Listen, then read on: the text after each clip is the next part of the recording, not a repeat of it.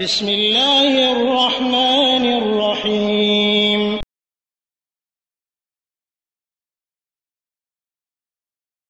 আসসালামু আলাইকুম ওয়া রাহমাতুল্লাহ। এক মুহতারাম ভাই প্রশ্ন করেছেন যে রুকু পেলে রাকাত হয়ে যাবে কিনা, অর্থাৎ উনি সরাসরি গিয়ে রুকুতে যোগ দিয়েছেন, সূরাতুল ফাতিহা তেলাওয়াত করতে পারেননি।